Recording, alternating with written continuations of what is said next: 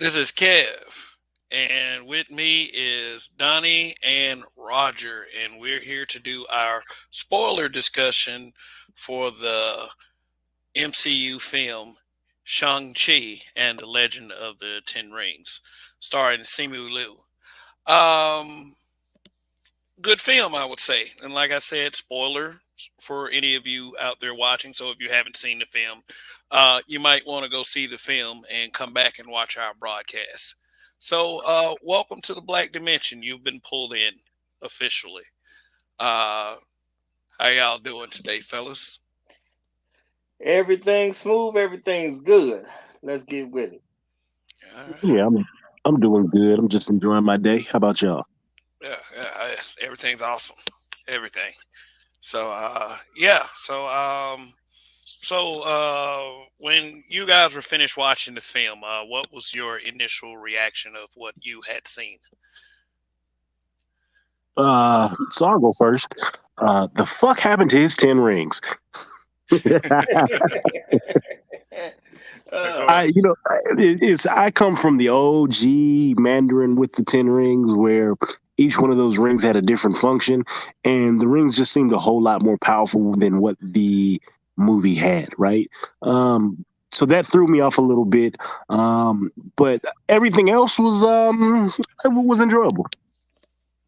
Yeah, yeah. I knew right offhand myself that it was going to be a fun film just by the trailers. Basically, was giving it away the guy with the sword for a hand, fighting inside of the bus. And one of my favorite parts in the film, which didn't last very long, which was the fight between Wong and the returning character to the MCU, the Abomination. Same guy is Tim Roth's character. It's been confirmed from the Incredible Hulk, and his look had an evolution to it. Yeah, let me share the screen real quick, and while we're on that, before we really get into the film, and well, I had a good impression of the film right from Jump Street. They definitely put some work into this. I thought the way the story went was very interesting. I like I did like I can't think of the woman's name, but the main Asian the young lady that played his friend. But yeah, Katie, Christina. yeah, yeah, Katie, yeah. Yeah, I thought that was a beautiful thing to kind of throw into the film and made it interesting. Her interacting, them interacting with the old friends for at the beginning point and at the end point, absolutely hilarious. So to me, it was a great way to tell the story. They did an awesome job on this one. and it's what the MCU is known for is being able to incorporate story into a great adventure. Now, there were some minor changes, but we know what those changes were. Donnie mentioned one that was the first thing he had mentioned, the whole Ten Rings thing. I think what happened is they changed the concept of the Ten Rings to avoid doing like something like the Infinity Stones, and although the execution was okay. It wasn't comic book original. Like if they wanted to go that route, from what I'm sensing from Donnie, he feels that if they should have just went ahead and did that anyway. Plus, the Mandarin himself is an enemy, a really huge major villain of Iron Man. But for those of you who keep up with the MCU, we know what's going on with that character, of course. Yeah, Yeah, I think maybe this way it does leave room for them to grow in Shang-Chi to get more control over and learn things about the rings that maybe his father didn't. Because maybe they're just scratching the surface of the rings, right? And technically, in the comic book, these rings were powering a spaceship from another, I want to say, a universe with Think Tank Boom. So maybe we're just scratching at the surface with this. Yeah. I'm pretty sure it's something like that. They're gonna give them time to evolve, and the plot's definitely gonna have to be a little bit different because the who they're going to be dealing with on a regular basis is going to obviously be a different character as far as when the Mandarin is going to get involved, and and I mean, that's definitely going to shift in a different direction. There's no way for it to stay in the same direction.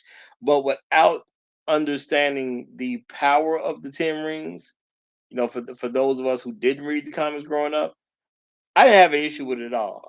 It was an interesting concept.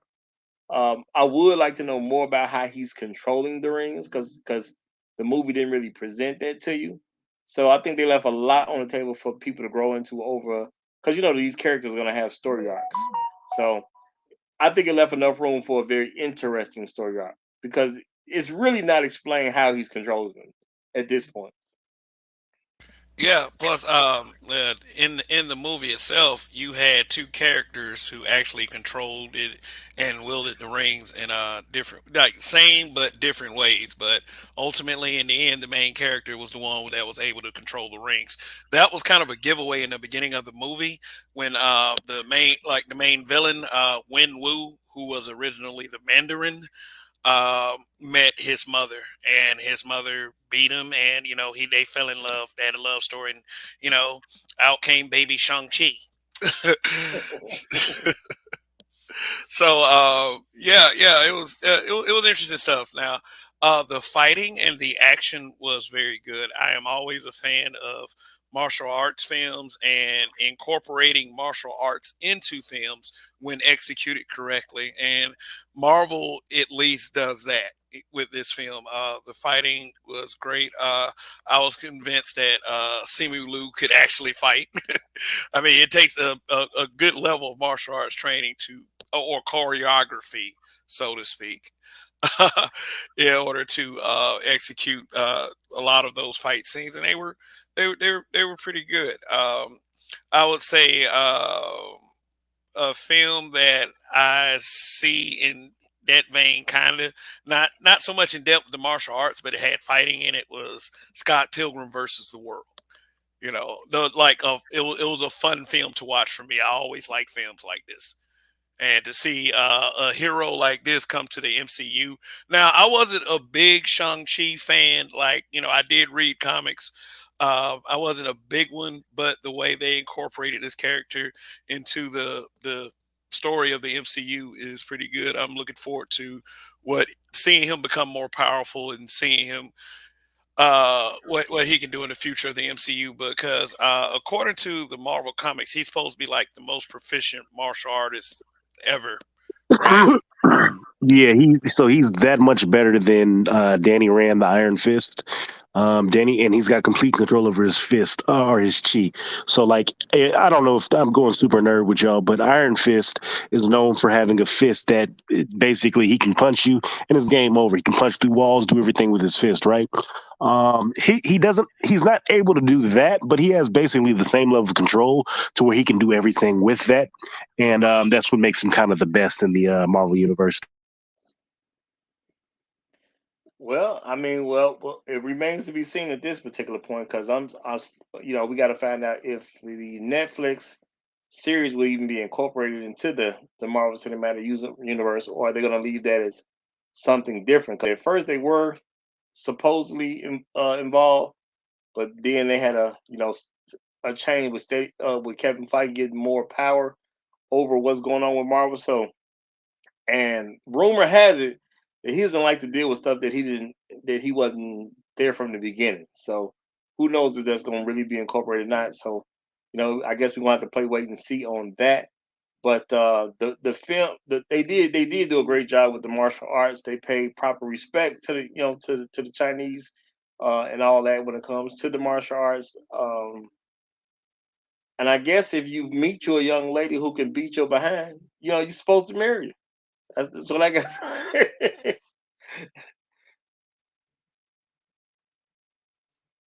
Yeah, they I mean, his sister kicked his ass too, though. Like, Well, she beat. yeah. I think it's not that she really just beat him like that. It's just he refused to fight her, so he Well, took yeah. the Oh, you talking punishment. about Shang But Chi? I can't Yeah. admit his father though. His father met his mother and couldn't handle it. You know. Oh yeah. I think I don't think anybody in the Marvel universe in a hand-to-hand combat can beat him, with the exception of Taskmaster. Um, That's just where I'm at with it. Like he's that prolific in his fighting ability that nobody can really touch him, with the exception of, I will say, Taskmaster, because Taskmaster can copy your moves and run them back to you. Now I don't know how that's going to play in the long term, but in a hand to hand match, he's supposed to be the baddest in the MCU. Well, I mean that's if Taskmaster will even be. I mean, when you look at what happened to this universe's Taskmaster when it comes to the movie Black Widow, is that really even going to line up? You know what I'm saying? Like, Oh no, she's back. She's coming back. So the conversation that they're having is they're going to have a Dark Avengers, which is going to consist of White Widow or Black Widow, his her sister. It'll be Taskmaster, Abomination, and a few others. well, yeah. Well, I'm interested to see how that plays out. If that's how it goes down. And I will go see that shit. For real, I like it'll be their own little answer to Suicide Squad, and I think that the MCU will answer better. Probably not as violent, but better. I mean, death porn isn't everything. I'll say that much. But Yeah. yeah, but Roger, do me a favor. Yes, Explain sir. to our audience our rating system for the Black Dimension before we Okay. give the final verdict. All right. Well, we do have a rating system when it comes to these movies that we go see. We rate you a buy if we believe the film is actually worth getting up, going out to go see the film, purchase a ticket. We give it a bootleg if we feel like that movie was cool, but it ain't necessarily rush out to the theater and go see it right away. You can see it on your own accord, or you can wait to you know see it from a streaming process. And then we have the bomb. The Bomb is the movie that is a waste of your life to put about 2 hours into that film. You can find something better to do with your time. Don't even worry about that. So that's our rating system here at the Black Dimension. Okay, all right, Donnie, anything to say on that? Yeah, I agree. Shit, we're gonna Yeah, keep it. We're gonna keep it 1,000 Listen, don't spend your money. You can go to the movie theater. You can get you some popcorn that costs $47. You might buy a hot dog that costs $13. A bottle of water that costs 12. Why go through all of that when the movie's not worth it? That's why we say bootleg. You can sit at home with some ramen noodles and possibly stream it. We don't advocate that. That's illegal. We're not saying to do that. But you have your means and your ways. yeah, but bomb, save yourself the memory. There's better things to do with your time. I mean, if there was a way to get time back, then we then it'll be all good. But it's not so. That's when you But need a Doctor Strange. That's when you need need access to a time stone. yeah, But go ahead, go ahead. yeah. So yeah, we just but here's the decision. We discussed this, and we decided that this is a buy. For me, like I said, it was a fun film to watch. Definitely worth it. Just also to not only to be entertained, but to stay within the continuity of the Marvel Cinematic Universe, which is looking like it's going to become a multiverse. So definitely see this character popping up in a couple of movies, maybe by surprise. That's my prediction. So, my our final decision was a buy. I'm telling you why I said this particular film right here is a buy, especially with the incorporation of other MCU characters such as Wong, which was executed very, very well. So, yeah, and the threat of the Soul Eaters, ugly little creatures, and then there was this huge Soul Eater, and Shang Chi kind of took them out in kind of a Dragon Ball Z kind of way. So, if for those who've seen the film, they know what I'm talking about. So, yeah, this film is a buy for me. Okay. Well, and I think this was a great installment after the because really this is the next movie taking place after the after Endgame and after Spider-Man Far From Home. So to me, this was a great pickup timeline wise because I know Black Widow did come in between it, but as far as with the timeline wise, this says this is gonna be a whole nother world that they're opening up. So I thought that was a good thing, because um, the MCU spent a good amount of time on Earth. Then it opened itself up to space. Then it opened itself up to magic, and now they're opening itself up to the martial arts and things like that. So it should be very interesting. I'm definitely interested in where they're going, and I kind of want to know. I'm actually even curious about what was the character's name? Shank the one who the non superhero friend. I can't. She Her was name's just a Katie. write-in. Yeah, she was just a write-in. They needed a sidekick for the movie. I do not recall ever seeing the Katie in the comics. No. I figured she was just something they did as far as the movie's concerned. But I am kind of interested in what's going to happen with that particular character, because when you build a whole world like this and you have these smaller characters, I'm wondering how they're going to develop and what they're going to end up doing, because there's going to be a spot for these people. Marvel don't seem to throw anybody in there without a purpose. So she's got to have a purpose. I'm even curious about what's going to happen to Ned in Spider Man, because he has a purpose. And are they gonna go the comic book way that I was told about, or are they gonna do something different? I'm curious about these characters. But I guess once you're into that particular universe and over time, you kind of start to think that. So I've heard about different people who have certain stories that will eventually they're gonna take us in that direction. So that's why it just made me curious, because I don't think they do anything for any reason. Well, yeah, if you look at the way that they've opened up the universe, they like you said they did open up magic, they opened up the space aspect of it, right? With the Guardians, you got Doctor Strange, and now with Shang Chi and Spider Man, because Spider Man's always kind of been in the middle, but realistically, Shang Chi is a street level hero. So being that he's a street level hero, now you've opened up the kind of the floodgates for people like Blade. Blade is legitimately a street level hero, but he deals with the supernatural, right? Then you have Johnny Blaze, which is Ghost Rider, Daredevil, Punisher, etc. The entire universe is completely opened up now, and I'm very curious in which direction they're going to start taking things in terms of storyline and plot, because you have certain tier level of superhero, and right now we have multiple tiers on the big screen, and they're going to culminate that into a large movie.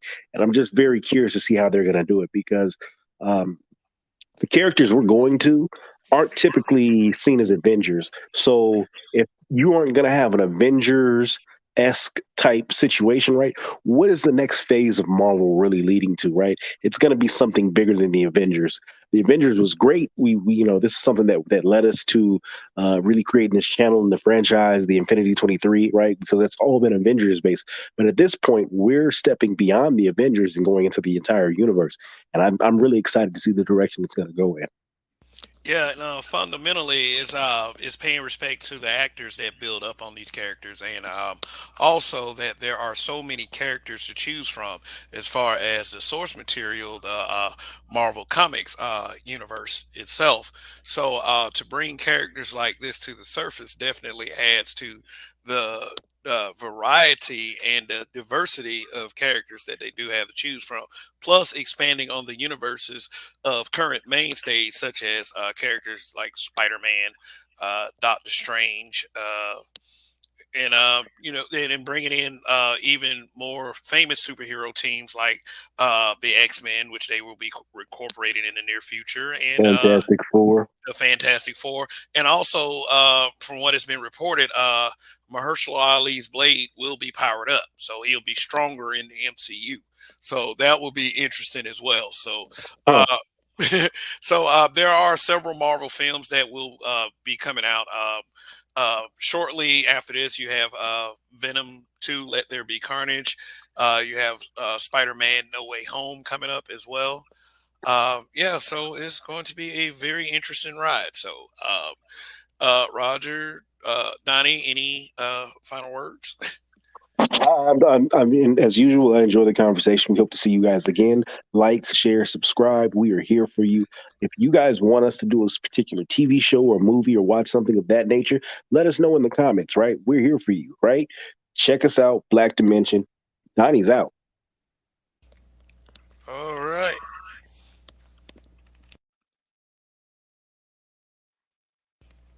Okay, Roger. Any final words? No, no. I think it's a great movie. Go ahead and get it out the way, knock it down. You're gonna have fun at this one, and of course, it's family friendly because y'all know Marvel sticks with family friendly movies, but they're definitely interesting for adults. So, another great job by the MCU. Okay, Shang Chi and the Legend of the Ten Rings. Definitely check it out. Um, and thank you for tuning in. You have been pulled into the Black Dimension. Hopefully, you can find your way out. Until the next time.